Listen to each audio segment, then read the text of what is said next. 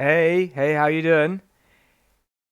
Let me just set up some stuff. I'm still setting up a bit of some of the stuff. But hey, welcome.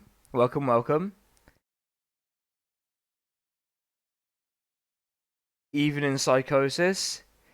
Good evening. How is everyone? Are we excited for some lib brain to examine one of the finest lib brains in history? Yeah, it's short. You're just out of bed. Time to boil some piss. Yes. Damn, that would have been such a good title, but they wouldn't let me put piss in the title. So, yeah, you get to have that one, Mark Canosist. Anyway, I'm going to open my first By the way, beverage of choice tonight, not blue. It is Uludağ. A very nice Turkish soft drink. It is quite nice. Have you seen a wild golden Tonti? Oh, nice. I'm glad you've seen it. So, yeah. Are we looking forward to me dunking on a comedian who's not really a very good comedian, as it turns out? A flavor profile, sure. Let's. This is kind of like Riley wanting to do his wine tasting stream, but here we are. It's not lemonade. So someone suggested that it tastes like lemonade. It's not lemonade. It's kind of a faint bubblegummy sweet drink. It's very nice. It's not like overwhelmingly sweet. But that's not the point. That's not why we're here. So, everyone, I'm trusting you all. I've left sound alerts on. So if you guys can still do the sound alerts tonight, and I'm trusting you all to be very responsible. And also, there's a new sound alert. And yeah, Frankie Boyle peaked with his joke about Thatcher's death. Yeah. Um. So, if you want the summary of this book, the point of this book was he was supposed to write basically quite a long essay. It's about 90 pages long about what he thinks the shape of the future of British politics is going to look like. And it will not surprise you to know that he spends most of it just bleating on about the past and complaining. And some of the complaints are entirely valid and accurate. Some of the complaints are just terminal liberal brain problems, like just brainwormed stuff that we just can't really cope with. But if you're interested, so there is some relevant context that matters, and we'll start at the introduction. So basically, there are like 5 notes per page on this, so we're gonna have to sort of power through the introduction a little bit. But so he finished this essay, just before the coronavirus came along. So you got to remember this is pre-COVID. We can't dunk on him for getting stuff wrong about COVID because who amongst us could have known that the English that the Brit well, it is mostly the English would fuck up the virus so badly that we would be essentially unable to conceive of a normal more than almost a year later. But nonetheless, he points out this was written before the coronavirus happened in earnest, and so that's fine. And you guys will know, that this is kind of, you can tell when this is dated because he does dunk on Keith a little bit, but we'll get to Keith. We'll get to Keith a bit later. Don't worry. One bit that he did make a joke that did land on the second page, in fact. So he's already beaten Fat Maud by a whole joke at least. Someone apparently tried to cheer people up in the local park by writing "You got this" on the ground, which according to him is the last thing you'd want to hear in a pandemic, which is fine and fair. But yeah, he sort of, in his introduction, he makes the point that, what have we learned so far from the coronavirus? Bearing in mind this would be around March time, March, April, maybe May. Um, yeah, he mentions Keith in this book. He mentions Keith. He mentions Corbyn quite a bit as well. Bad motivator, welcome. But what have we learned so far? Well, maybe it's best not to vote for people who think of you as a herd. Like, yeah, I would simply have done that. In fact, I did simply do that on December 12th, 2019. I did simply do that. And, well, as we'll find out, the rest of the country did not really follow my example, which they should have done. And so we're still in the introduction. He does talk about there is a kind of funny bit about Toby Young. So he absolutely bodies Toby Young. I'm going to read the quote out because we love seeing Toby Young getting relentlessly owned. Toby Young questioned whether there was an economic case for preserving the lives of the elderly and vulnerable, and at least showed a certain honesty by politically aligning himself with a deadly virus. I mean, yeah. So this is the stuff Frankie Boyle's good at, is just these sort of big shitposty kind of moments. But unfortunately, yeah, Frankie Boyle in the bookshop with the cricket bat. Exactly. That's what that quote basically represents that. So there are these moments where he is quite funny. It's not like Fat Maud. Fat Maud was relentlessly boring, and none of his jokes landed. Frankie Boyle, at least, is a sufficiently skilled comedian that he can make it land, and even when he writes jokes that don't land, he doesn't like harp on about it for half a page. You know. And then, of course, we get our first mention of Brexit shortly after that. So we've got the Brexit klaxon. The boring lib-brain Brexit klaxon, which is how he can be against trashing the economy for the sake of people who have a year or two left to live while still supporting Brexit. Come on, Frankie, it's fucking boring. We're all over it by now. Can we move the fuck on, please?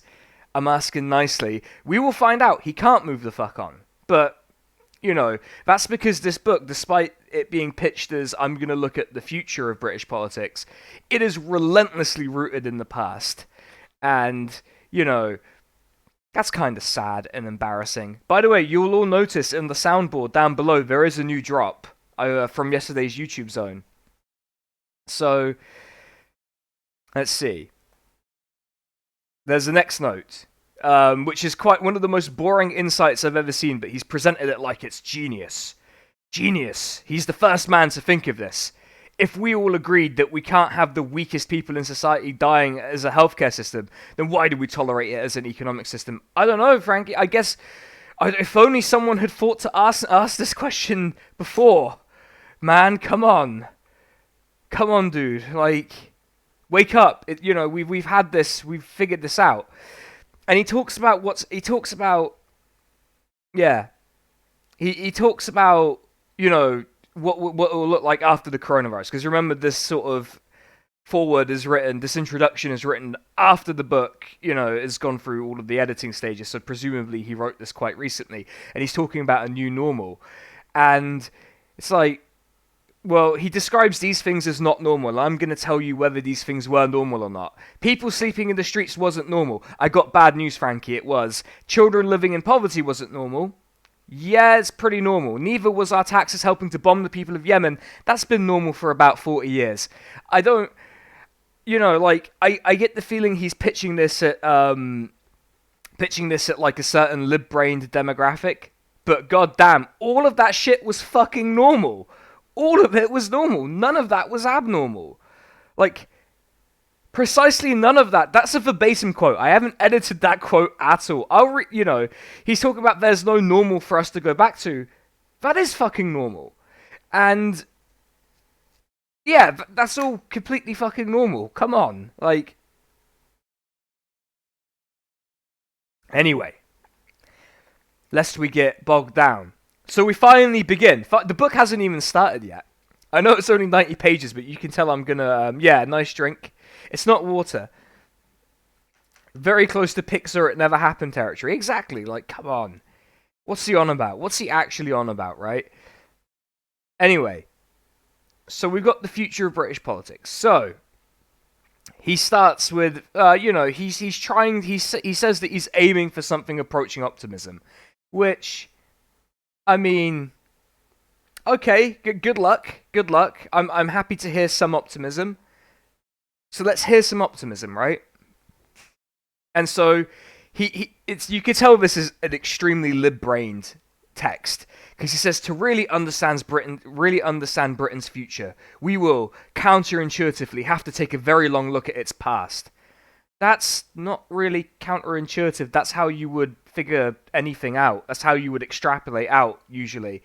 I know that what I'm doing is a variety of STEM brain, but does he really think this is a particularly clever or novel way to analyze things? I don't know. But, you know, and, you know, he sort of starts talking about, like, Britain's imperial... Yeah, that doesn't seem counterintuitive, right? I've not just been horrible to him. That just doesn't seem, you know, counterintuitive. And there's some jokes here that don't land. I will not repeat them because, you know, you can. I don't want to completely read out the book. So this sounds a bit like tabloid analysis, kinda. So perhaps it's time, he says, for an evaluation of the empire the role that empire plays in British identity. Yeah, I would have said the time for that was probably 70 years ago. That probably was the time for that, but alas, and as he points out later, we weren't really in a position to do that in this country. So, you know, again, here's the thing. There's a more lib brain, right? A country that doesn't understand its history is going to be unable to comprehend its obligations. Really lib-brained, right? Already incredibly lib-brained. This is not, you know. None of this so far is particularly novel or interesting. Yeah, shooting fish in a barrel. Obligations always sounds like is always one of these words where they're like, in fact, we are obligated to militarily intervene in Hong Kong or something. And I'm like, no, we're not. We're not obligated to do that. We're like, actually understanding imperial legacy in the UK does not mean we have to go around replicating imperial legacy all over the fucking place. But we'll get to that. There's little bits of it, you know.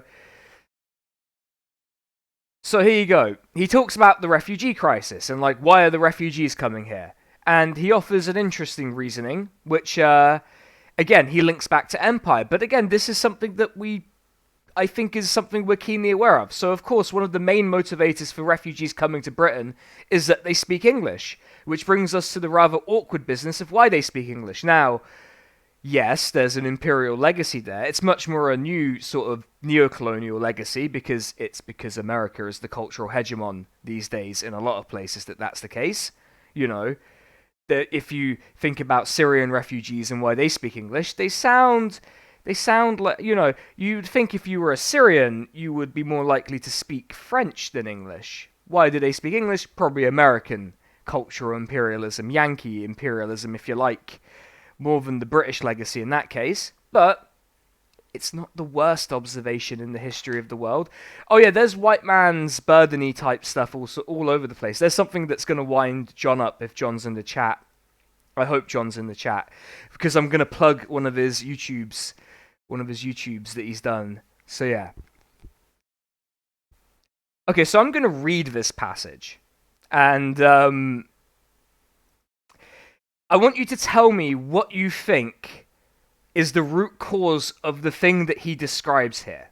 What economic system is the root cause, and whether you think he identifies the economic system correctly. It's easy to forget that the empire viewed itself as being about trade, although in practice this was a euphemism for exploitation. Everyone, it's a euphemism for exploitation. I'm fucking stunned. And also in brackets, sometimes this is quite explicit. The East India Company started as a trading concern, but quickly made most of its profits from onerous land taxes, often collected through torture. Everyone, did you know that trade is about exploitation, and it was a euphemism for it? I did not know this. I, for one, am stunned. Frankie Boyle, you genius. Your giant lib brain has just opened mine wide open. Man, I can't believe it. But do we know the name of this system? Do we know the name of the system that drives this? And do we think Frankie Boyle calls it out by name? I'll give you a couple of seconds to figure it out.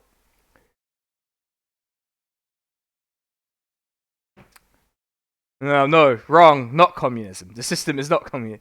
Like, is it an Oxbow Lake? Correct, Bumotron. It's an Oxbow Lake.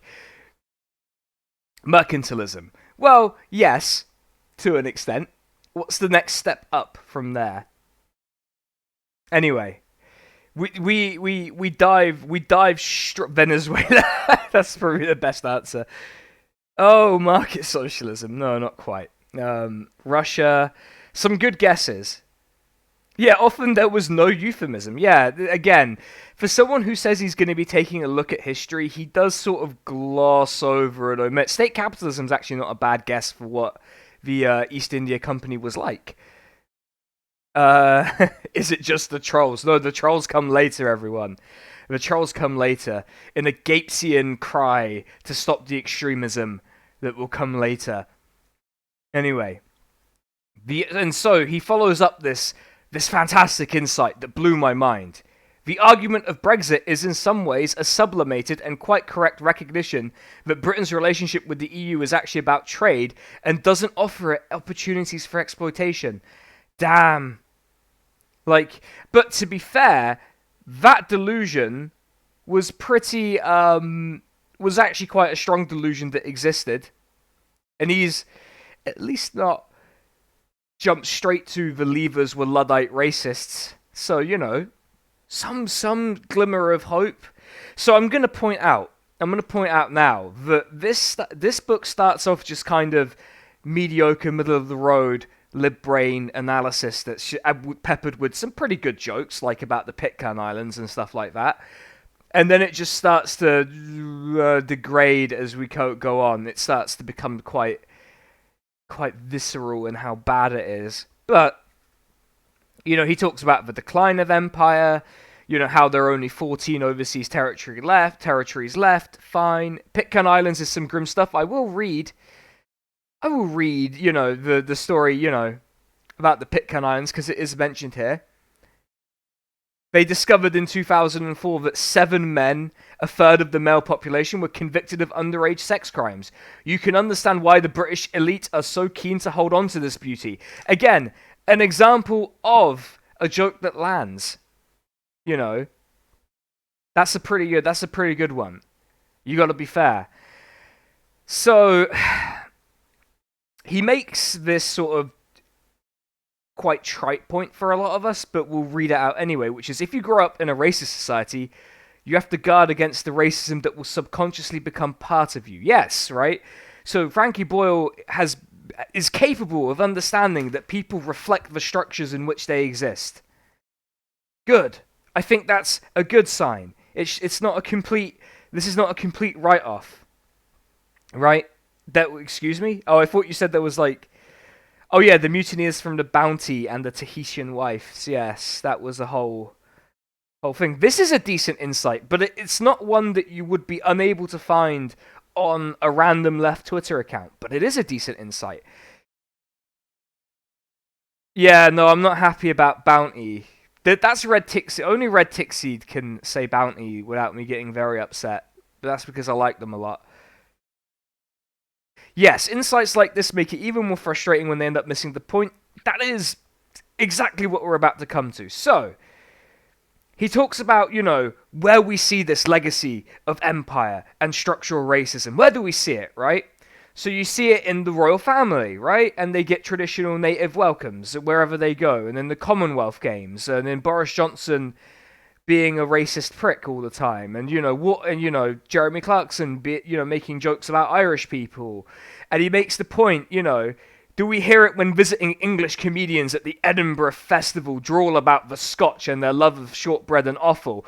Again, I love this sort of, and I don't want to like dunk too hard on Scottish people, because I know there's a big Scottish contingent, you know, here, but there is this repeated feeling of him being quite aggrieved that Scottish people are sort of the target of fun, and links that to sort of imperial legacy. I mean, the Scottish were, and as he points it out later, the Scottish were active participants in the imperial legacy, in the imperial actions of Britain. You should watch John Duncan's videos about this, because he does a much better job of explaining these things, because he's actually an academic and I'm not. I'm just a prick online. But yeah, so he does seem to be quite genuinely wounded by it, and then we come to this quote, which I'm gonna just kind of linger on for a second, which is, one of the privileges of whiteness is being able to see racists as entirely laughable. Indeed, it's hard to think of anything more laughable than people who suffer from inbreeding moaning about diversity, because for us, racism is always abstract.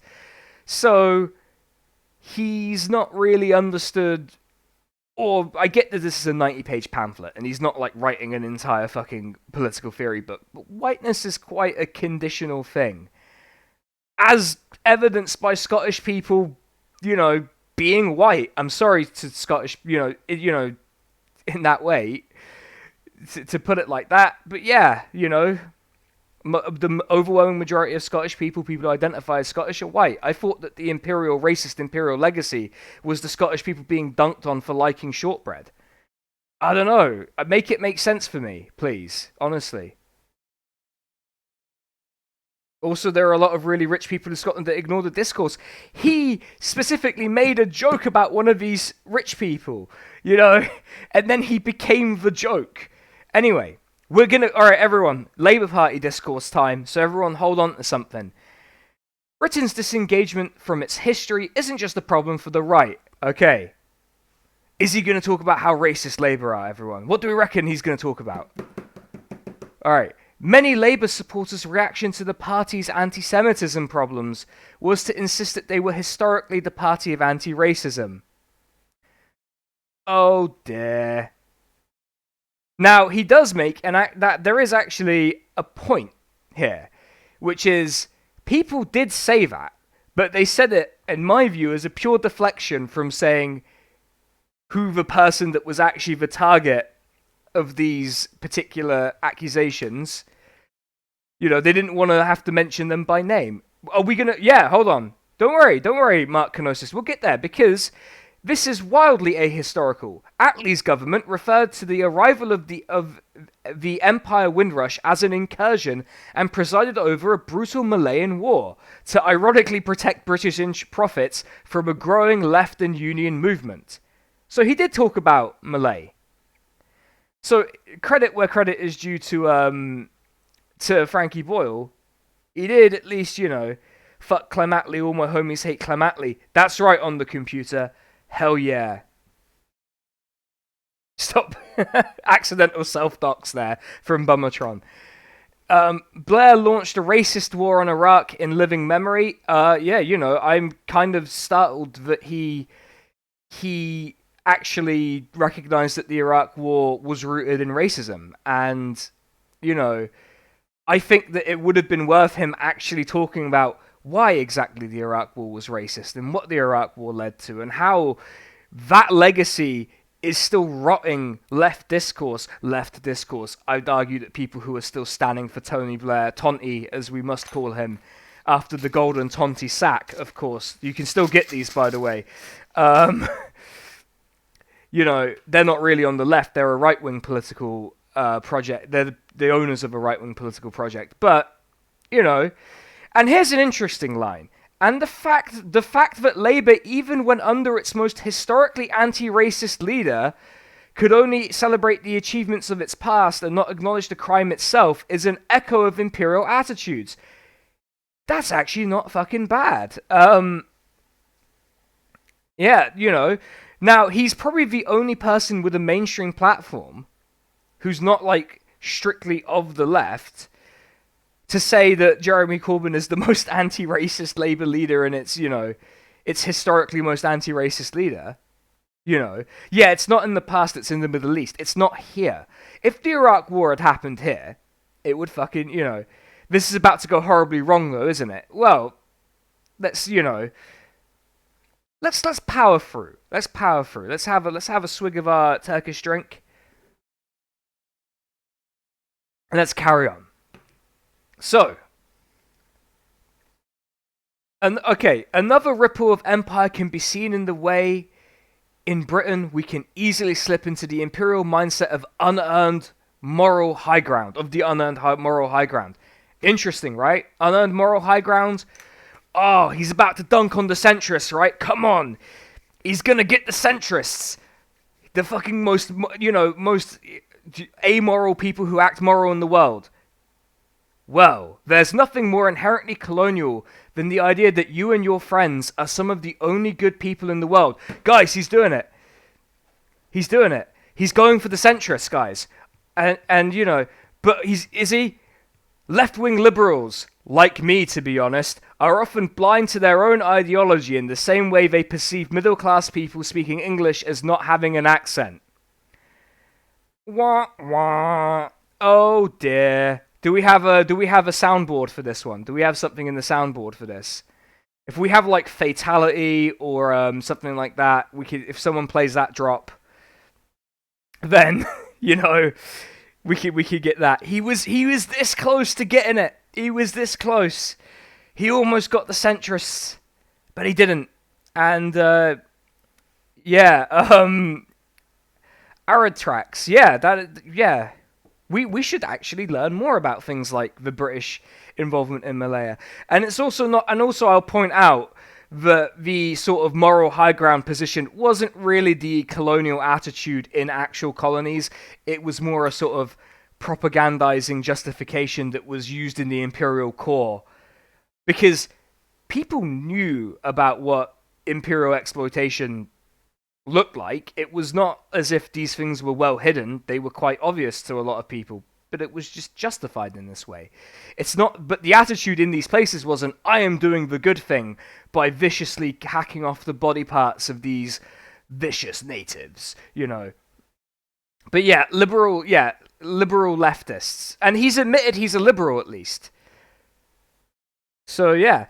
I had no idea about Malaya until I was 19 years old. Just to, if we're going to talk about that. But he's at least admitted he's a liberal. And he is so close to a realization at this point.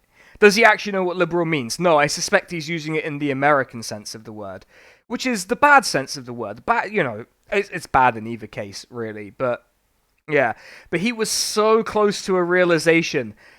Like, if he had turned that sort of analytical lens on himself a little bit, or at least on some of the FBPE lib-brained people that he melted with, man, he's so close. It's frustrating. This is one of those things where someone is clearly capable of making the right insight, but drawing completely the wrong analysis out of it. Which, this is why it's good to read these things, even though my Discord has tortured me with this. And so, sometimes colonial attitudes are obvious, such as when politicians propose British military interventions in faraway civil wars. Great. Or when New School atheists denounce Islam as barbarism or compare it unfavorably with Christianity. Indeed, I'm often surprised at how relaxed some of the British left is about rich white men telling people dying in a rubble that they don't need God.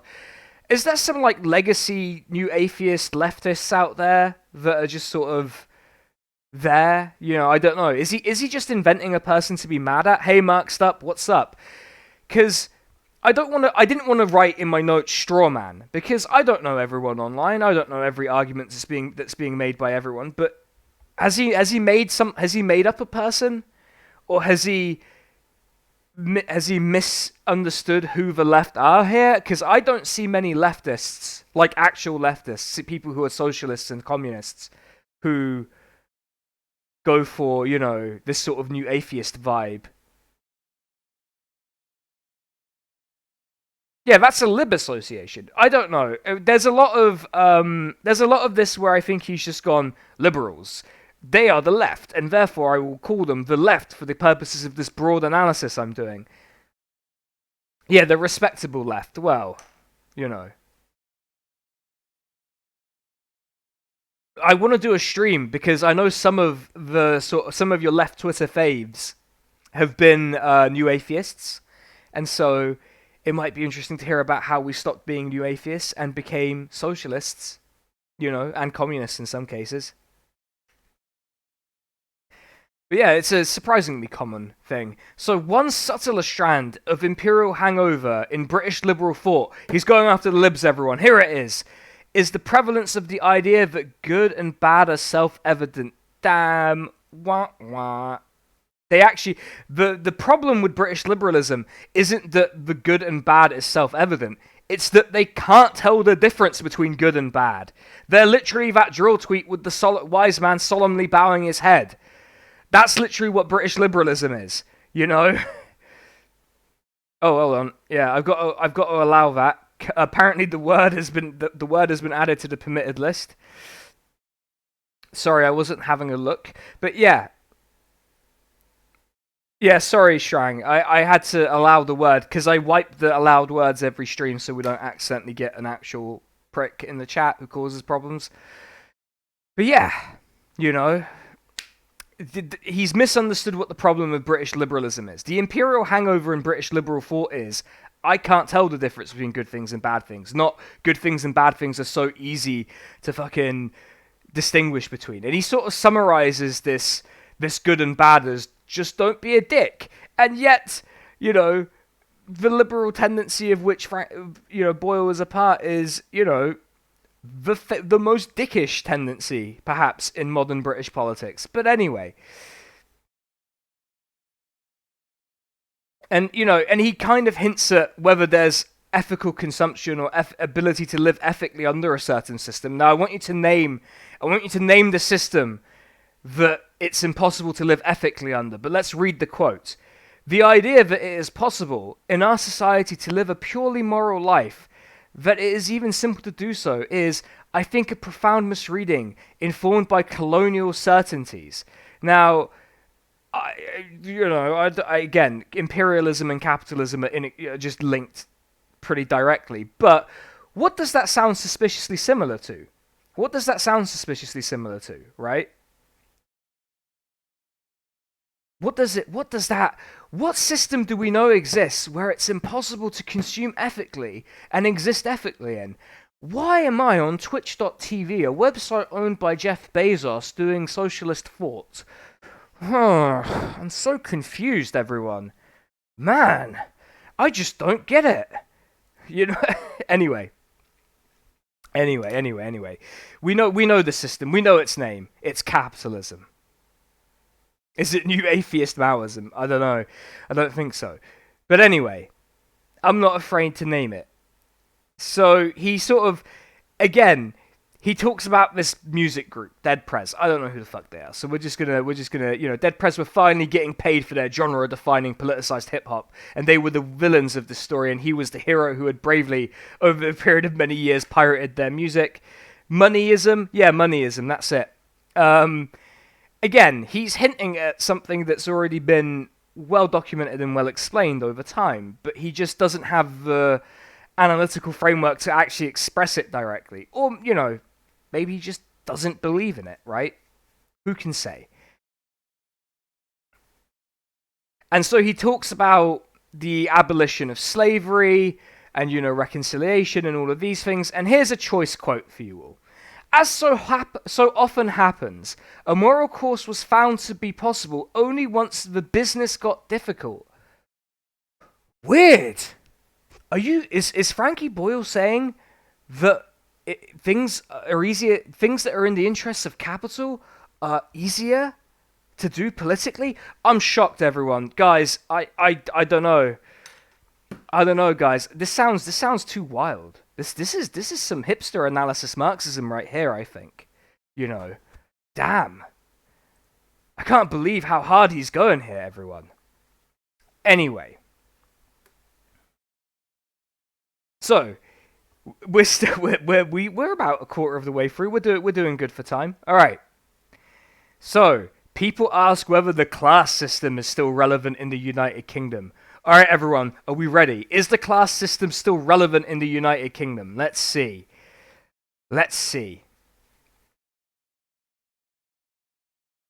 What do we reckon? Is the class system still relevant? He offers the opinion that perhaps the word kingdom gives us some kind of clue. Yeah. The short answer is yes. Class is obviously still relevant in the UK. The UK is class TM, you know. Hi, Gridbug. Hi, Phil. I'm just trying to catch these names. I don't know. What do you think? Yeah, I mean, anyway. So, a study in 2014 concluded that 59% of British people thought the empire was more something to be proud than ashamed of. Thank you for following, TK. Yeah, Mark Kenosis, that was kind of ham-fisted. Our boys are class, that's right. So he explains that this is a result that's been striven for by the British state, which staged Operation Legacy during decolonisation to physically destroy records. Yes, right, the British state, you know, used its immense power to shift opinion on the empire and prevent us from actually examining. It's because this is poorly structured, but that's a separate issue, Mark Kenosis. So he starts talking about whether this attitude towards empire affects racism? Let's find out. So, just 1.5% of film and television directors in Britain are black or minority ethnic, roughly 1/6 of what it should be. Now, that's kind of clumsily phrased, but I'm assuming he means if it was proportional, it would be this, as opposed to it should just be this number no matter what. Just to be clear, I'm reading meaning into that to try and make it seem less horribly lib-brained than usual. And he points out that non-white people are viewed in this culture as lacking qualities of both of intelligence and artistic impulse. That non-white people are viewed in our culture as less than human by a society that they're expected to live in. Yeah, fine observations there from Frankie Boyle. Not a problem. Those observations are fine. Now, does he fuck up the observations? You know. Actually not. He doesn't fuck it up here. So this is a delusion that Britain embraces willingly as it fears their stories, possibly because they might include an awkward section where we blew their granny out of a cannon. Non-representation is just the cultural equivalent of not being able to meet someone's gaze. Right? And so he ends this particular section on, yeah, we can't possibly hope to make any analysis about what the future of British politics looks like if we don't understand the past. That is the conclusion of this long, winding section. We're a quarter of the way through. Actually, more closer to a third. So, did we learn anything, chat? What have we learned so far? What do we think? Have we learned anything so far? I'm curious. Frankie almost gets it. It's true. So it goes from almost gets it to Britain was once an empire. That's right, everyone. It was indeed once an empire. So should we make some progress? Let's make a bit more progress. He gets halfway there, then comes to the wrong conclusion. Yes, but we live in a society. Very good. But this is the thing. A lot of the people we get frustrated with have the same problem. They're looking at the same facts as us from not an entirely distinct perspective, but they just come out with the wrong fucking answer. They make 2 + 2 = potato. Like, somehow. Right? So, actually, this might give us a few insights as to where it's going wrong. If only it were a bit longer. I am almost unhappy that it's not a bit longer and he doesn't explain the process a bit more. Because then we might be able to figure out exactly the point where he fucks it up. But, okay, if we're to look at what the future might be for British politics, we still haven't got to the future. Let's start by addressing a couple of things that could mean all our other calculations are irrelevant. So, climate catastrophe and apocalyptic technological changes. So he's a Black Mirror fan, I think is kind of the vibe that we're going to get here. So he keeps explaining, like, you know, the climate crisis means that, hey, look, whatever future we might have, it might be 12 years. And so, who the fuck cares? I mean, what does it matter? Right? What does it matter if it's all fucked in 12 years? And it's not, you know, I'm not entirely a pessimist on that front, but, you know. And he says, and, you know, here's a joke that lands, you know. Oh, thank you for the follow. Really appreciate it. I think it's good that we call young people now Generation Z, as if admitting that it's pretty much all over. I mean, it might be. It might well be all over. Frankie Boyle was Black Mirror pilled. Like, yeah, like, for real, he is. There's a whole section of this that we'll get to in a bit. And I'll read it out, because it's actually not a bad premise for a Black Mirror episode. But we'll get there. So he talks about when, you know, as a result of climate change, we can expect hotter summers and wetter winters. Generally true. It's complicated slightly depending on which particular analysis you use, but whatever. And he talks about Australia. You know, Australia had the wildfires, end of 2019, start of 2020, and the world cared because of the beautiful landscapes and animals that were so badly affected. And he points out that if this sort of thing were to happen in Britain, which is not entirely implausible, the rest of the planet will probably just start laughing at us because we're pricks. Which, you know, maybe if we turn Essex into sort of a, you know, exotic animal sanctuary, we can get away with it, but it doesn't seem like we're going to be doing that. So, Even though the climate crisis will disproportionately affect the developing world, British climate protests often carelessly erase the struggles of activists in other countries who are on the front line of the looming catastrophe. Yeah, again. Yeah, I wonder why these subjects aren't discussed more in the media. I guess we will never know. This is the thing. This is such a partial analysis that it just sort of drives me mad, because it's like, Frankie, why are these things not discussed? If it's as you say, it's all going to go tits up in 5, 10, 15 years. Why is there not more panic in the media? Someone asked Suzanne Moore what she thinks. Suzanne Moore probably thinks climate change is good because it will kill all of the people who dunked on her at The Guardian. Anyway, in Minecraft, she believes that. I'm not going to get. But so he talks about the British climate movement. She gets paid by the slur. I mean, to be fair, she does get paid. I think she got paid by the word for that article, and it does. So she did technically get paid by the slur. So, the predominantly white and middle class British climate movement, and something in the way they imagine polite protest will achieve something that denies all.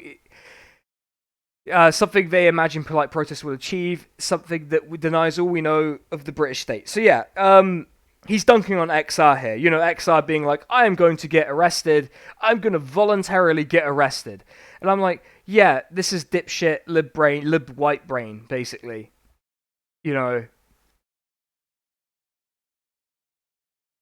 And he says, it's dispiriting to see people who believe anything can be achieved by being polite to the police. As we all know, the famous song, Thunder Police. Pot shots at ducks in a barrel. And the general air of, I dare say, the PLO would have gotten a bit further if they'd only shown some manners. And he does dunk on Prince Charles a bit here. XR is not the only climate action in the UK. That's true. Hey, XR did the one really cool thing, which was blockade the printing presses of those papers. That was actually kind of based. They should do that. And he does a Diana joke here that, alright, okay, fine. I actually think Prince Charles is well suited to being a leading environmentalist, partly because he's spent his career being routinely ignored, and also because the royals have done their bit to shorten car journeys. One in particular springing to mind. I think that's a pretty good joke, actually. I predict that, primed by decades of misinformation, the British will react badly to any major action demanded to decarbonise the economy. So there's a couple of things here. There's a couple of things here that needs to be discussed a little bit. So, at the last election, we had one of the two major political parties in that election under the first past the post system provide a blueprint for decarbonisation, rapid decarbonisation, much more rapid than any other party. The British will react. Is this a euphemism for the media will decide? That's kind of what I'm going to get at here. What happened to the party that claimed this? What do we know about the policies contained in the Green Industrial Revolution? And what do we know about the election that happened when that was in the manifesto? Well, we know the policies are popular, but we know that in the election, the party that said fuck everyone under the age of 52 won the fucking election in a landslide. So the 29 election is kind of proof of concept here that if you push to decarbonize the economy in any way that runs counter to the interests of capital, man, they're gonna fucking batter you, aren't they? They will throw everything at you. And that's despite the fact that we have the polling data that says the policies were popular, right? We know for a fact that these policies were popular. But the party that had them still got their ass handed to them. Anyway. There's an extended bit here where he talks about action on climate being potentially good, and it would actually be like there'd be a positive British version of it. And the thing that struck me in this sort of sequence of things that he describes is that these are all personal measures, right? And that tells you just how much of a hill. If Frankie Boyle is talking in terms of personal measures to reduce the impact on our impact on the climate, man, do we have like a huge fucking, hill to climb. Anyway, he talks about capitalist realism. Shout out to a real one, Mark Fisher. I like he makes the point that like the fact that the capitalist system has essentially produced in America two candidates that essentially have sponges for brains, um, like perhaps as a sign that the system is kind of collapsing in on itself, perhaps a little bit. But again, there's nothing ready to fucking be there to replace it. And he talks about he talks about this idea of consumer. Does he quote Mark Fisher? He doesn't quote Mark Fisher. He only talks about him coining the term capitalist realism. He doesn't quote Mark Fisher.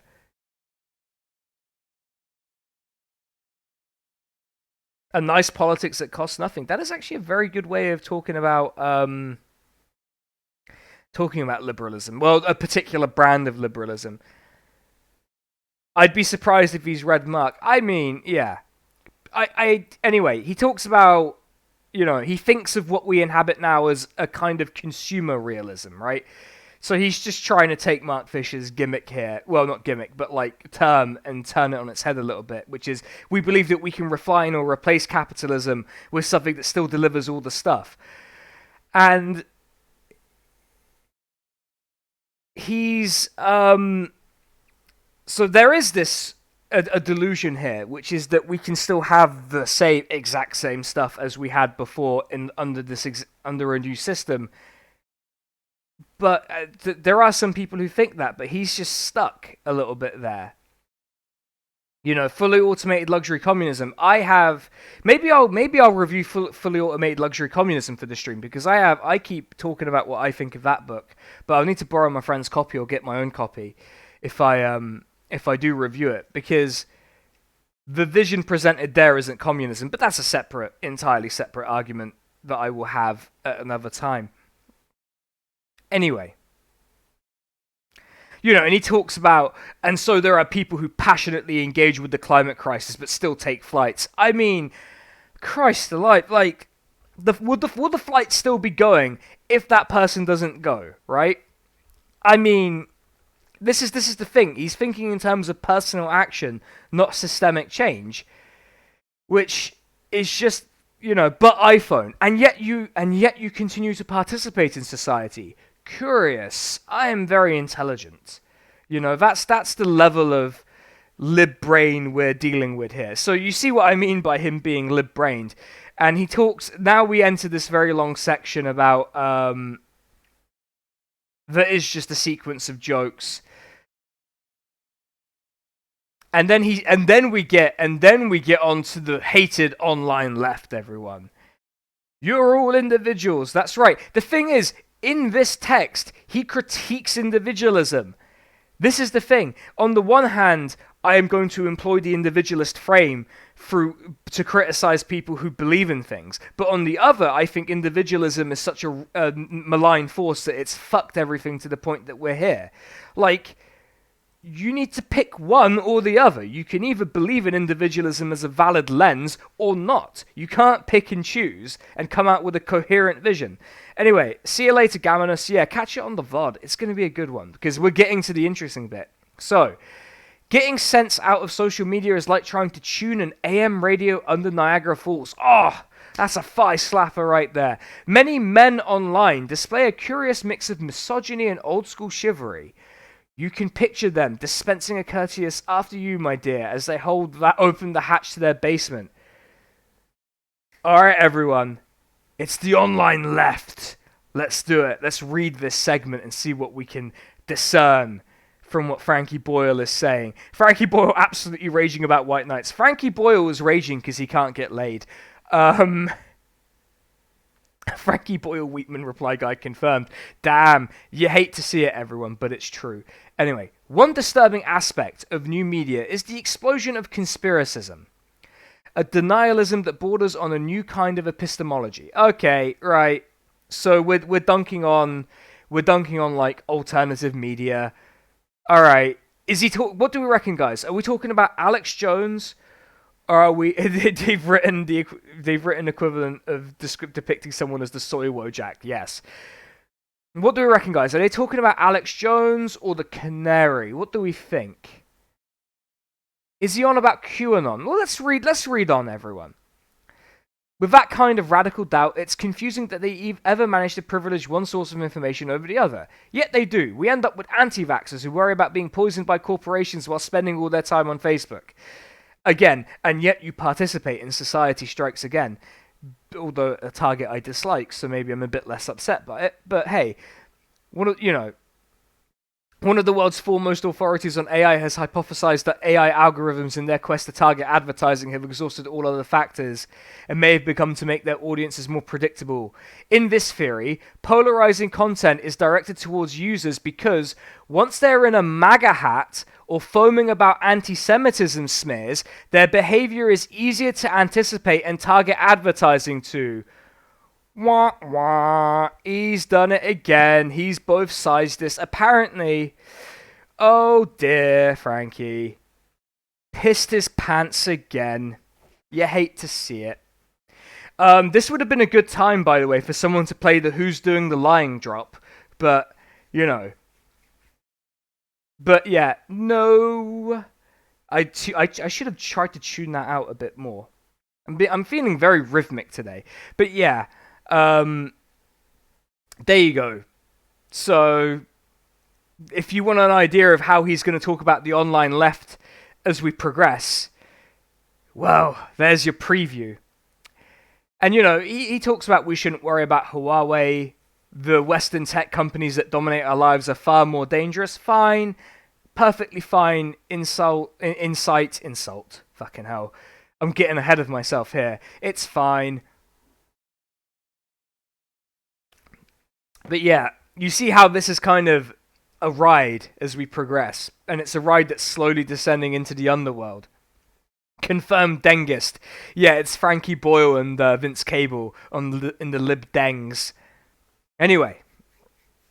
So he talks a bit about the Internet of Things. He talks about how we're going to see a surge in demand for rare metals forcing up their price. Yeah, And so he actually... He then describes what is a great Black Mirror episode premise, but I don't really get why he's put it here. So, and it is a really good Black Mirror episode premise, but again, I don't and he explains this big premise, and then we've already had this shit. Let's move on. This is the thing. We already had the fucking coup that was about lithium. We can move forward. Anyway. Now we get to the mundane reality. So he's like, here's the boring shit. Now I've done my weird Black Mirror fanfic. Here's the boring shit. And guys, we need to talk about the political history. So guys, what insight is he going to deliver unto us? The Conservative Party represents the interests of capital. Dun dun dun! I'm shocked, everyone. Did you know the Conservative Party represents the interests of capital? Guys, I did not know that.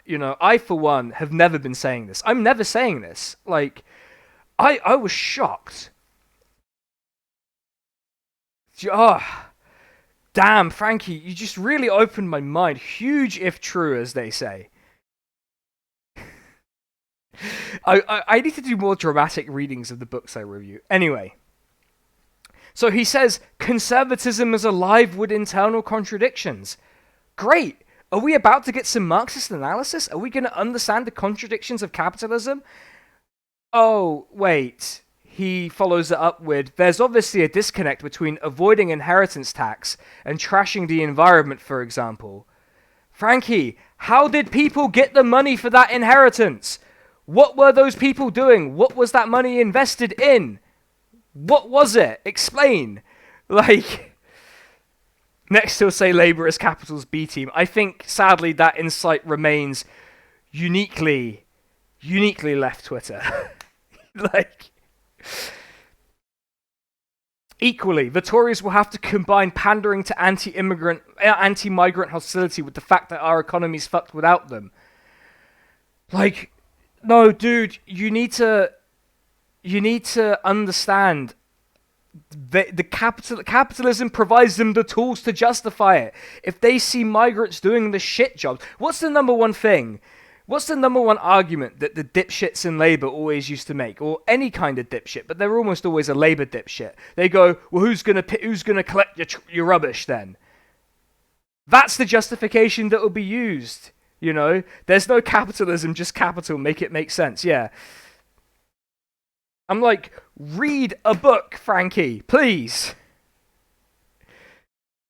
Is it who's gonna mix your milk? That's Mike Gapes. Mike Gapes, under late stage capitalism, Mike Gapes will be the only man allowed to mix milk. One man milk mixing team. Anyway. See, now he actually identifies something that's actually a contradiction. At last, they'll tell you that the places the Empire invaded had no culture, and yet insist our museums remain full of their stuff. Great. That's an actual contradiction. A full page after does he mention Gapes. Guys, I'm afraid he doesn't mention the legend that is Mike Gapes. An absolute travesty, I say, but, you know, it doesn't happen. Okay, so here's Mick, are you in the chat? Is Mick Wright in the chat? 0 stars, that's right. Let's see, Broken Bottle Boy, are you here? No. Okay, Mick Wright isn't here, so I'll have to ask him on Twitter. So, the contradictions of our society are managed by having an elite class who have internalized them, often through attending public school in Oxbridge. What we often think of as the self-belief instilled by an elite education system is really a kind of class exceptionalism, a belief that privilege is earned through talent and hard work against all of the available evidence. If you doubt this, simply ask the most left-wing Oxbridge graduate you can find what role they think their background played in their success. Damn, if only Mick was here, we could have asked him. I'm outing Mick as an Oxbridge graduate here, but, you know. Keep going. In fact, the next bit, I have highlighted the next bit. One of the problems with left-wing discourse in Britain is that it seeks to moralize its opponents without ever considering what they think. What? I don't want to... Okay. So, no. Frankie, no. I don't want to be horrible to you personally, but what fucking planet do you live on? People on the left in the UK have no problem encountering what our opponents really think.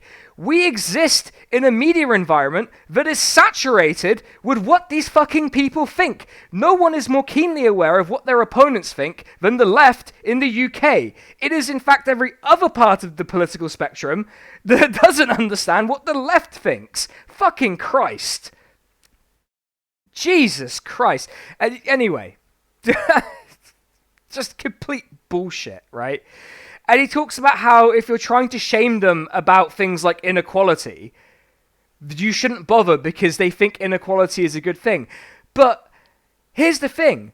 And the thing is, he gets angry about like leftist posters on Twitter. Leftist posters on Twitter point out this is what they believe all the fucking time.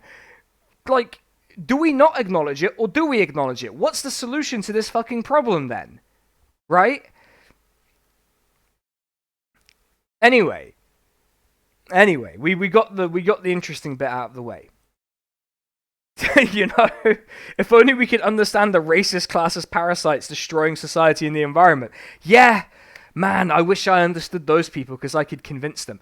Anyway, you know, so Brexit may actually transpire to have done the country a great service by keeping one of the most incompetent cabinets in history away from doing any actual governing.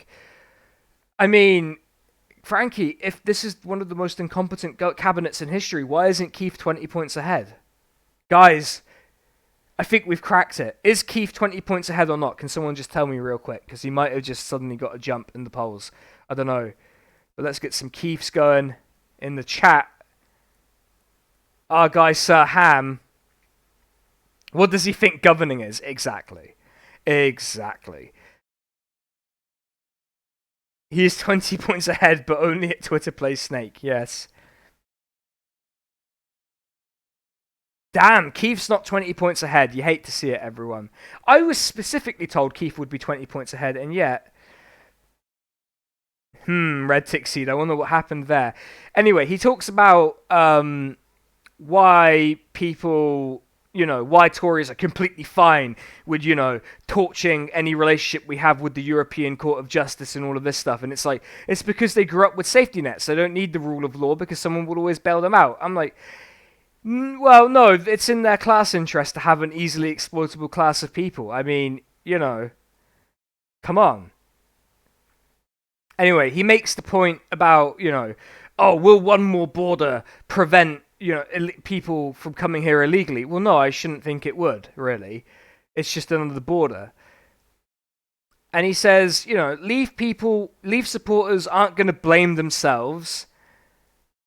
They're going to blame the same people they always blame. Foreigners, people on benefits, and the guy next door, right? But there's a whole other side of this, and he does get onto it, to be fair, which is that Remainers shat the bed. And they shat the bed big time. So what does he think of Remainers? Let's hear. Still, many Remain supporters have shown themselves to be hopelessly middle class. I'm not really doing a Frankie Boyle voice. I can't do the Scottish accent, and I don't want to insult my Scottish viewers by trying one.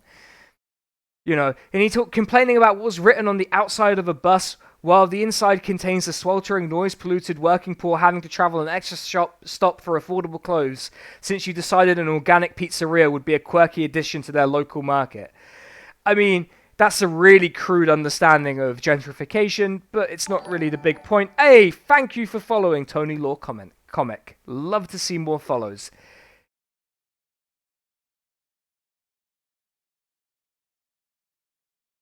So, here's an observation from Frankie.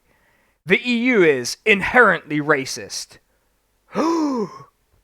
Guys, the EU is inherently racist. I for one am shocked that an institution that is based essentially on a European Christian identity is racist. Damn. You do hate to see it. And he points out that the EU and Britain are run by slightly different elites. But for a long time now, everyone's interest has been the same, making money for bastards in the hope that they one day become the bastard that someone has to make money for. Right, okay, it's not the idea that the EU is itself a neoliberal bloc, that, the UK was not really a sore thumb sticking out of, again, he's observed correctly.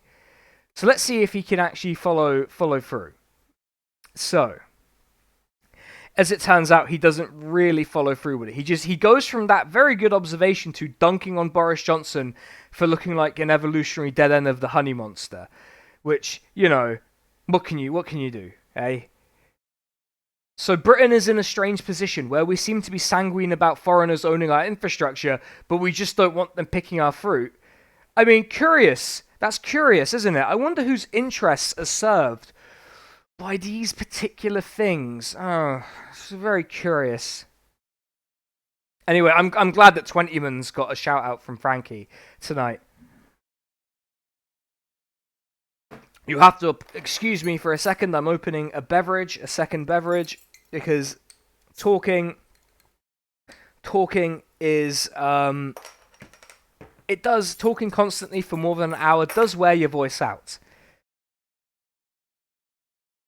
I keep alluding to something. I do, yeah. You'd think Frankie would mention the thing I keep alluding to, and yet, he seems to not. Anarchist Pizza Co-op when? Well, if you would like to make an Anarchist Pizza Co-op, I do have a video on my YouTube that could help you in that endeavor, and I will gladly come and eat at the Anarchist Pizza Co-op. If you make it. The Black Cat Pizzeria, I'm into it. Anyway, now we get into various dunkings on cabinet ministers. I kind of like the idea of Gove being the boy who cried wolf. Does he mention capitalism at all? He mentions capital. He doesn't mention capitalism. He hasn't mentioned it so far. He might have done later. It has been a while since I've read the latter half of this. But yeah, I really only go through to make the notes the second time. So he understands that there is capital.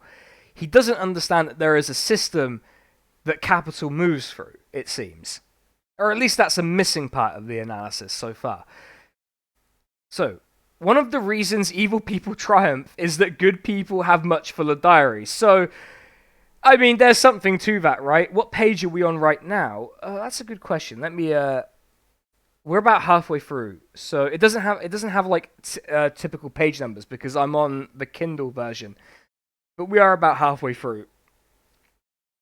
But yeah, that you ever notice how all of the people online who get really mad at leftists are all the people who are clearly going through a very tough divorce? Well, yeah, you know, here it is.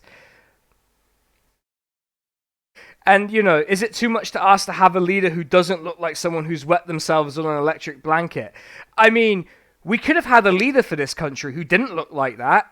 Had people not melted on the EU, and had Frankie Boyle not become his own joke about the bad wizard author, he might have just been able to help us out on that front. What a shame. What a shame, eh? You hate to see it. And he makes a correct observation a bit later. He'd be happy with Sunak's because it's optics first. I mean, yeah, right? Because all politics is optics, apparently. And so Sunak, fine. You know. Sunak, fine. Everyone else, bad. Because, he can present himself. And the rest of the... He doesn't mention Sunak in this book, by the way. So, when the political settlement in this country isn't so very different from the 1920s, correct. He's correct. The political settlement is not that different. I'm now fidgeting with a golden tonti, so... But magic grandpa, geography teacher, wow, that's right. That's every liberal from 2016 onwards. They hadn't quite got to that. They were still in shock, I think, in 2015. Perhaps we're in the advanced stage of transitioning into a managed democracy. Yeah, like, obviously. I feel like that's quite an obvious observation. Anyone who knows anything about how politics looks globally would be able to look at the UK and then look at managed democracies like Japan, Turkey, and go, these things are similar. I wonder what's going to happen in Britain. Well, because, and it's worth noting that Japan is still considered a liberal democracy. It's not considered external to the concept of liberal democracy. Or you might even look at Korea. A poster child of South Korea, a poster child of liberal democracy. Why do these things look like the UK? And what might the UK become if it continues down this path? And will that mean people recognize it as a managed democracy, or will they still pretend it's a liberal democracy? Who can say? Who can say, actually, what will happen? So it's a phrase to replace oligarchy. Yeah, it seems to be.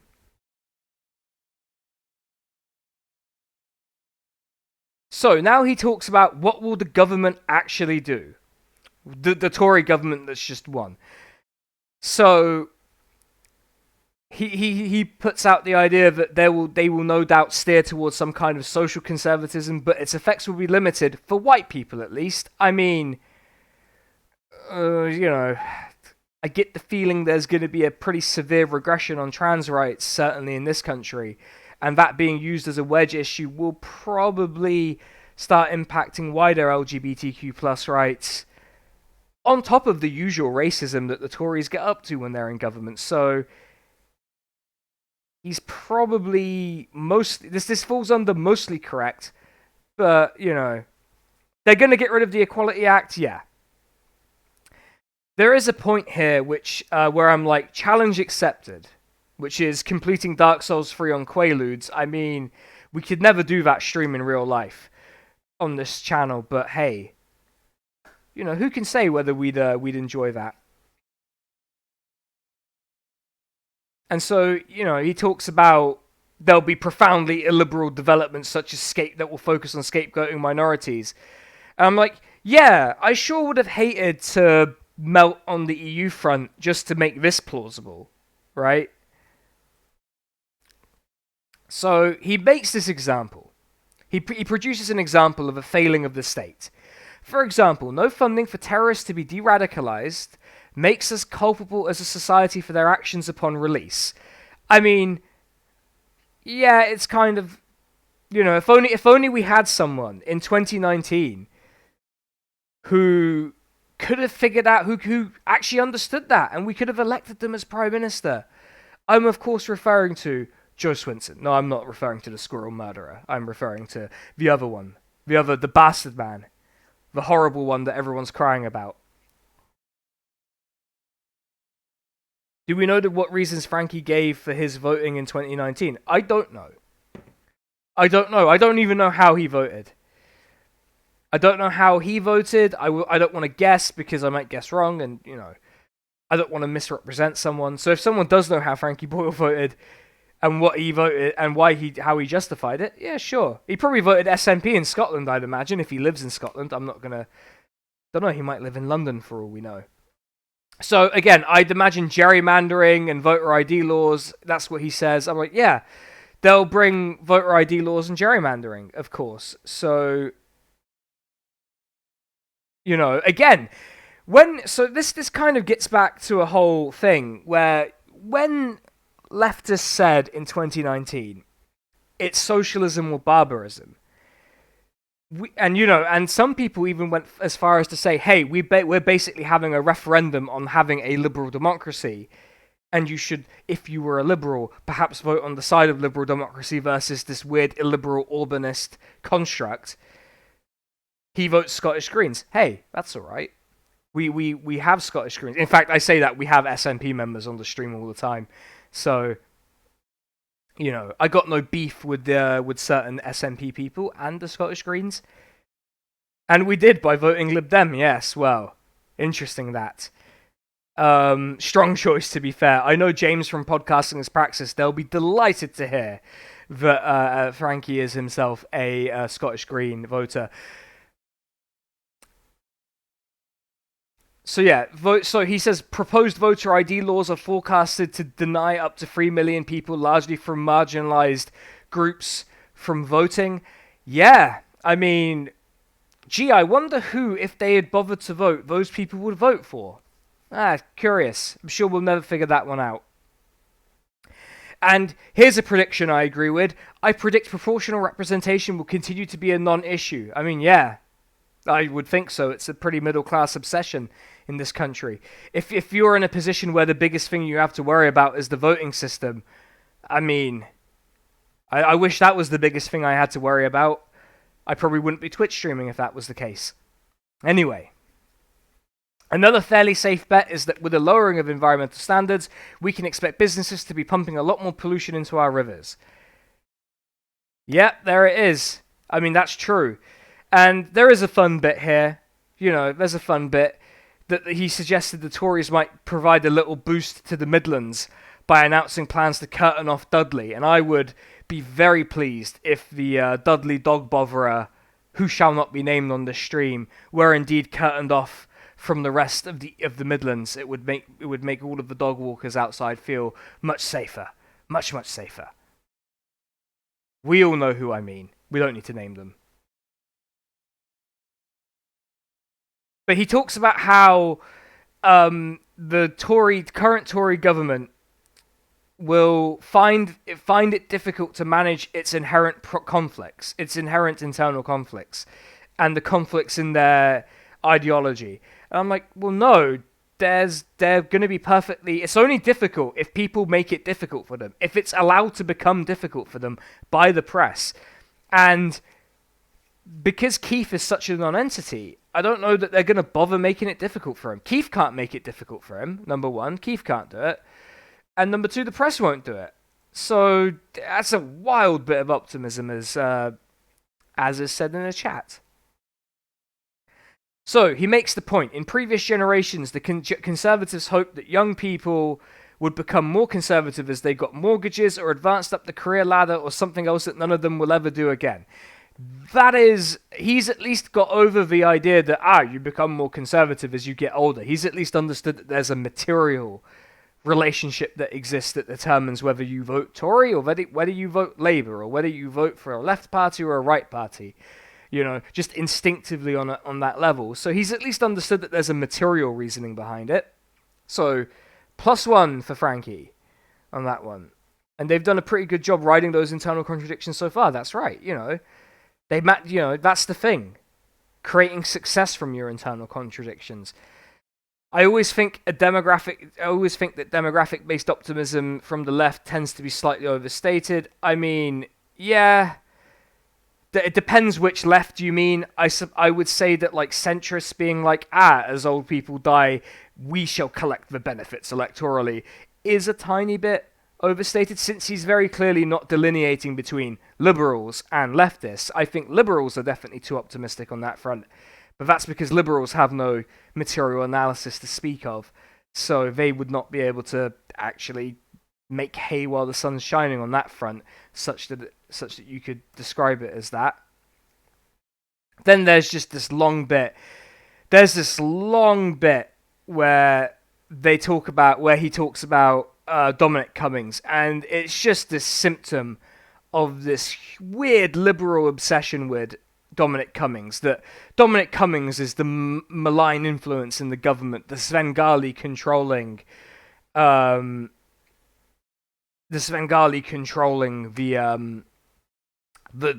noble, otherwise noble Boris Johnson, who of course is secretly a liberal at heart. Very strange for him to be playing into that with this long bit about Dominic Cummings. And, he talks about Dominic Cummings not being ideologically opposed to economic intervention and how Boris Johnson doesn't have an ideology.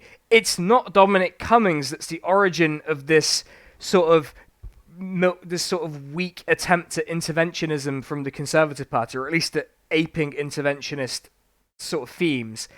It's capitalist necessity, right? You can't have a capitalist system. And in fact, so here's the thing. When Jeremy Corbyn went to the bosses union, the CBI, whatever the fuck they are, he went to them and he's like, hey, yeah, idiots, if we have functional infrastructure, your capitalism can work a bit better. So maybe you should fucking cut a deal with organised labour and get it done. Again, conclusively proving that Jeremy Corbyn's governing platform would have been a social democratic one, not a communist one or a far left one. And we were all willing to compromise with that. Well, other people weren't, but what can you do? But again, it's capitalist necessity that does that. Not fucking Dominic Cummings or Boris Johnson having cheese for a brain. It is not those things that cause it. Yeah, functional infrastructure equals your workers can actually get a bus to work. Now, as it turns out, in the age of the coronavirus, that became less of a necessity. Alright, everyone, it's time to talk about our favourite political party. Let's get some keefs going in the chat. Get the keefs rolling in. Let's get ready for it. Dominic Cummings is just down crimes plus 30 years. Well, let's get some keefs in the chat for our favourite political party. Labour's 2019 trigger ballots saw no MPs deselected, which suggests a lack of appetite for purges and a membership that has radical policy instincts without radical political instincts. It's kind of that, but it was also a huge bit of complacency on the organised left that led to that. So he's half correct. I'll give him half marks for that one. Let's read about what happened, what his relationship was like with Corbyn supporters. I always got an extraordinary amount of hatred from Corbyn supporters, and a part of it is that Labour activists are still largely drawn from the bandwidth of classes that expect my job to be performed by a public school, Oxbridge-educated Englishman. No, we didn't like you because you are a melt who has bad politics. That is why we didn't like you, idiot. And it's easy to be like, oh, poor me, the extremely wealthy Scottish comedian getting dunked on by dipshits called Lenin's Left Testicle 69. How could this happen? Anyway, yeah, huge fucking straw man. Fuck off, basically. Can we imagine Keith saying fuck off at that point? We need to get Keith saying fuck off as a drop, I think. Anyway, let's read more about Labour's online supporters, shall we? Labour's online supporters seem to have adopted an unusual strategy of reaching out to people who already agree with them and telling them to fuck off. Again, you don't agree with us, you fucking boob. Like, what the fuck are you talking about? These days, yeah, can we get the these days drop? Can someone play these days? You get arrested, but we'll just pretend he says Scottish, Keith. Anyway, let's hear about how big. I don't want to overstate things here. It wasn't a big factor in the election. Then why are you fucking crying about it, Frankie? Come on, you fucking baby. Why are you crying about it? Oh, a fucking account with a Photoshop with the fan cam of Stalin called me a melt. I'm such a hurt comedian. That's my impression of These Frankie Boyle. days, There you you get go. arrested and thrown in jail if you say you're English, don't you? Oh no, we got two. Two are coming. We'll wait for the other one and then we'll continue. But yeah. These days, you get arrested and thrown in jail if you say you're English, don't you? Yes, Keith. Yes, you do. Anyway, yet online at least, the comorbidity of post-colonial entitlement meeting male narcissism and vanguardism has developed into a potent brew for demotivating potential allies. What potential allies? Liberals are not fucking potential allies, you dipshit. Come on. In what world are liberals actual political allies to leftists?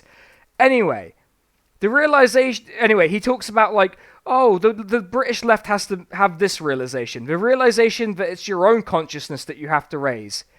Hey, Frankie, wake the fuck up. You're the one who became your own joke about the bad wizard orphan. Not us, it was you dipshit. Anyway, we move forward. The Labour left's ecosystem of Twitter spats and purity tests would seem to be antithetical to such advances, so, to the collective organising. He doesn't understand the Labour left's ecosystem and he doesn't care to, is really the headline here. He doesn't fucking get it, and he doesn't care about not getting it.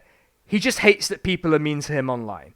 This has devolved into fat Maudism, do not at me on twitter.com.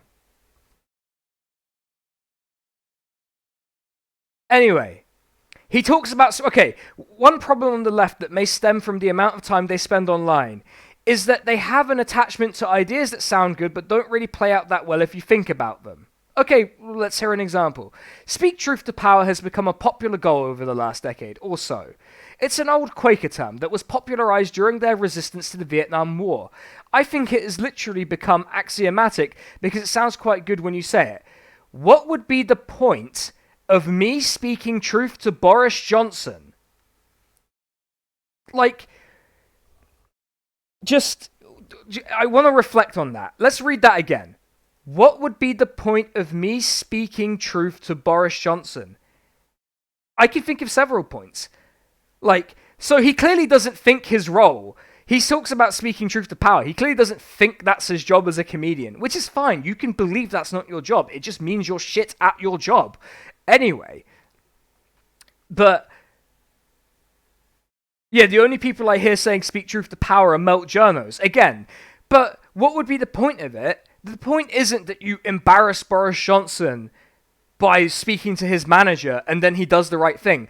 And this is a thing about arguing online, and it's a thing about doing stupid things like this, right? The point isn't that I'm going to persuade the target of my arguments, or the person I'm arguing with. The point is that the people who see me making these points might come away thinking, that guy had a point. That's the point of speaking truth to power, dipshit. And, and the point of punching up at an establishment is to help the marginalized people who you keep crying about. Fuck. Anyway, and he talks about, of course, reactionary anti-woke types are operating in ignorance at best and often in bad faith. It's bad faith. Just call it what it is, Frankie. Get on with it.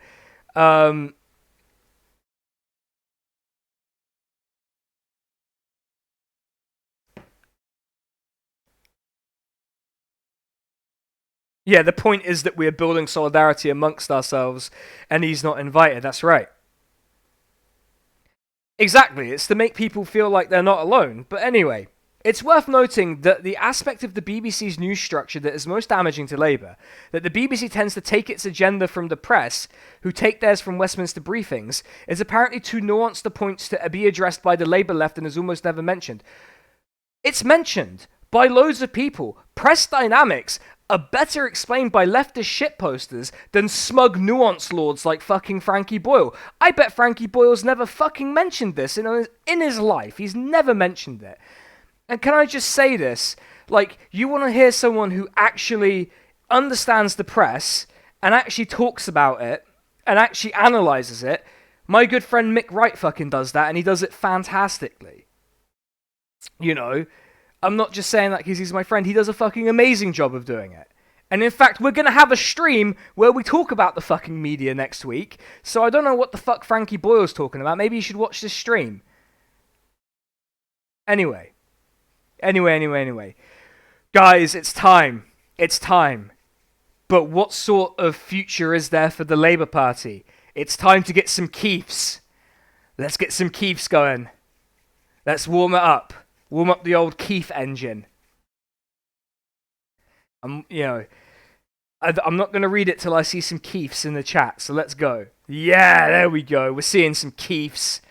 Ah, beautiful, beautiful, beautiful. Wall of Ham. All right. Keir Starmer is a man with the stage presence of the Higgs boson, whose dating profile would simply read, alive. Just annihilated. There's no Keith left. The Keir ham has been burned to a crisp. Owned. Anyway. And, he seems to be viewed as electable by Labour members, largely because he looks like someone playing a Prime Minister in an old Spice Girls video. Seen off. Got his ass. And now, here's the part that proves Frankie Boyle is shit at his job. He will certainly provide a strong opposition to satire. He is difficult to joke about. Excuse me, he's the easiest man in the fucking world to joke about. Come on. There are drops on this channel making fun of Keith. I mean, come on. Oh, hey, Jump the Pot, what's up? These days, you get arrested and thrown in jail if you say you're English, don't you? Come on, it's really easy to make fun of Keith. He has a nasally fucking voice, and he's a fucking idiot who can't make a decision. He also always looks like he's fondling an imaginary ass in front of him.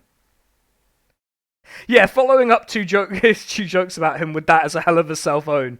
Keith Stalin, that's right. That's right. Book is shite so far, I think. So, he says, the Conservatives would find it relatively easy to present Starmer to a lot of voters as one of those pencil pushers who ruined their lives. Correct. Exactly. Keith is the middle manager you hate at work. And that's not a nice thing to say about someone, but hey, he is, right? We find new ways to take the piss out of him every day, I know. He's very easy to satirize, come on. Anyway, he says it's statistically improbable that Labour will be able to form a minority government, but their electoral coalition will no longer be divided by Brexit. That's incredibly optimistic from Frankie right there. The British online left seems to see trending on Twitter as an end in itself. Wrong. We don't do our organising on Twitter. That's just, if anything, that's just logging on at the content factory and having a bit of fun. Again, Frankie Boyle doesn't understand the people he's trying to make fun of.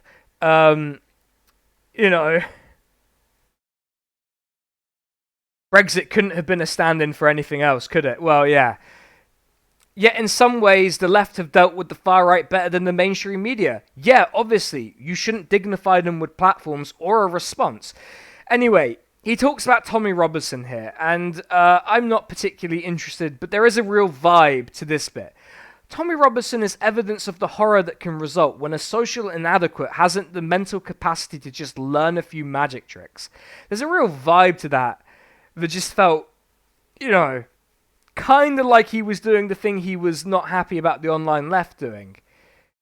But hey, it's alright for him to do it. Of course, the far-right views have long been normalised, certainly in comparison to far-left ones. At least he figured that out. And he's like, obviously there's more hatred on the hard right, but they do seem to have mastered something the left seems to find hard, directing it outwards.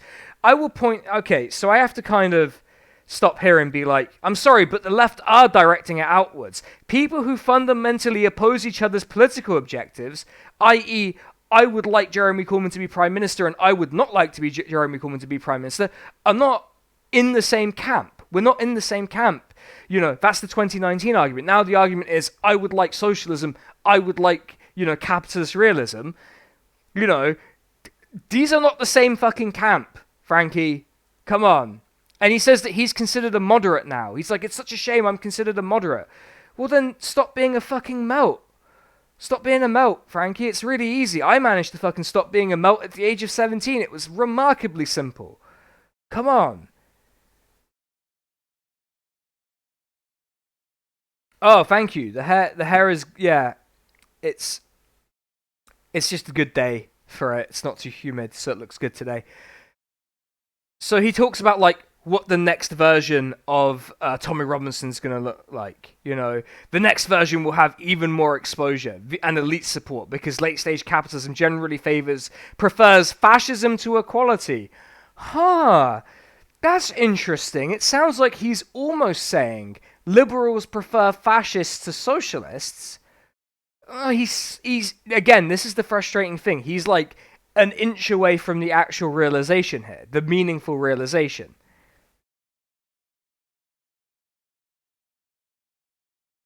Yeah, I've not moved with the times, so I must be right. So now he talks about, you know, all of the. He's going to talk about Scottish nationalism a little bit here. So he talks about how much people hate Scottish nationalism in England. The English politics is so dominant in the mind of English people that they forget that there's Scotland, Wales, and Northern Ireland attached to us. Which, yeah, we do. So in England, for Conservatives and Labour alike, an instinctive rejection of independent nationalism is part of the imperial hangover. Yeah, sure, I can see that analysis making some degree of sense. It's not bad analysis here so far. This is so pronounced that broad elements of Labour will often fret about over how to re-engage with the sort of nationalism that doesn't like immigrants, while maintaining that the Scottish ones that want a bit more investment in public services are an evil too great to even acknowledge. Again, that's actually not a bad point. And this is Keithism.txt, right? Keithism looks like this. It's I must go to Andrew Twentyman and accept that, you know, his 99%, 99% white town it has too many migrants in it. But any Scottish nationalist I must reject out of hand. Anyway, he's going to look at another colonial history, everyone. This time, Scotland's. Dun, dun, dun. Scotland has a colonial history. So, John Duncan, again, delighted that we're diving into this. So, what was the Union, the Act of Union? What does he think it was? And we'll see if it's correct. The Union was a deal between the ruling classes, and the majority of the Scottish population was ignored, setting a tone that has been adopted by Westminster to this day. Hey, look, Westminster ignores everyone all the time. It's not a crazy, wild thing. That's a systemic issue. Now, deals being made between ruling classes, again, welcome to the 18th century, Frank, and, 19th century, 20th century, every fucking century is the story of ruling classes making deals, big deals, as Donald Trump would say, the best deals, some might say, and the general masses being ignored. That is a pretty trite analysis, and of course it's true, And so he says one thing that's never mentioned about why Scotland united with England is the need for imperial manpower. England needed more bodies to serve in its armies. The hated England acting as the imperial colonizer is the implied narrative here. Now, it is not clear to me that Scotland was an innocent bystander who was then impressed into service by a hated imperial overlord. And in fact, he specifically talks about a particularly hilarious bungling called the Darien scheme, where Scotland tried a little bit of the old imperialism itself. So let's read this passage, because it's actually an interesting bit of history. In 1695, there had begun a period of famine and disease in Scotland, which became known as the 7 Ill Years. Life expectancy in Scotland at this time was around 8. People would get married at 3, have a family at 5, and retire at 7. If you lived until 10, you were considered a witch and drowned. I'm joking, of course. You were cooked and eaten. That's kind of a Fat Maud structure joke, so it's one of the worst ones here. So, let's get to the actual stuff. Starvation claimed the lives of between 5 and 15% of the population. In Aberdeen, a quarter of the population died. It's impossible to imagine today what sense of despair in Aberdeen in the 1690s would have been like without going to Inverness today. Okay, great. Scotland wanted to be a mercantile power, but we just spent 7 years in famine. What exactly were we hoping to trade? Here's a drawing of a loaf. Who wants to give me sapphires and rubies in exchange for my memories of a potato? These were desperate times. but sometimes, even in the bleakest situation, someone can have an idea that can make everything just a little bit worse. The idea was that Scotland should start its own colony in Panama. Now, this scheme is one of the biggest bunglings in the history of bunglings. I mean, if you think Keith is tripping over his dick a lot, this is probably one of the biggest tripping over of your own dick in the history of the world. I won't say nothing came of the Darien scheme. Its terrible failure in Latin America did provide a handy blueprint for Scotland's 1978 World Cup. The scheme failed because of one single but crucial flaw. It was completely shit. Scots thinking they could thrive in equatorial heat shows the same level of optimism as Joan of Arc rubbing on some Factor 20. Of course, this is only part of the reason why it failed. So, the reasons part of the colony failed were the idea was that the terrain was much more hospitable. I mean, it's barely hospitable now, as Frankie will point out in a bit. And disease is bad, and basically Scotland did not have the means to actually support the full process of colonization. So, yeah, Scottish investors raised £400,000 for the scheme, which was an extraordinary amount of money in those days. The area in Panama the Scots chose to colonize is still virtually uninhabitable today and is twinned with Dunfermline. After just 8 months in July 1699, the colony was abandoned. Only 300 of the 1,200 settlers survived. So Scotland had sunk about a fifth of its entire wealth into this batshit crazy scheme and fucked it big time, right? And so Scottish national identity, the idea of Scotland as a unified nation rather than an uneasy collection of Highlanders and Lowlanders, postdates the Union, which again is a point that David from Podcasting's Praxis will enjoy because he wants an independent Strathclyde. And he points out that a Conservative government will never grant another referendum. That's right. And he points out that the SNP are such weak libs that they will not push for an illegal referendum. And obviously an illegal referendum will never be recognised by Westminster. And he describes Labour's position towards Scotland as this. So we'll read it from the top here. Well, from the part where it kind of makes sense to start from. So he believes that, for Conservative people, Scottish people should live lives of stunted opportunity, often in poverty, just for the sake of ideology. Whereas Labour's position, according to him, is that Scottish people should live in those conditions in the hope that they might kick half a dozen extra seats their way occasionally. I mean, not really, but okay. That wasn't really this Labour position in 2019 and 2017, but okay. If you want to believe that both sides are equally bad for Scotland, you're entitled to believe that, I think. I think now you're particularly justified in that belief. So when you understand the colonial history, it seems obvious that the SNP, a kind of political wing of the Scottish managerial class, sees independence as the forging of a Scottish version of the British state. Well, yeah, they are a neoliberal party. They will do neoliberal shit. That's just facts. Facts is facts, I'm afraid, folks.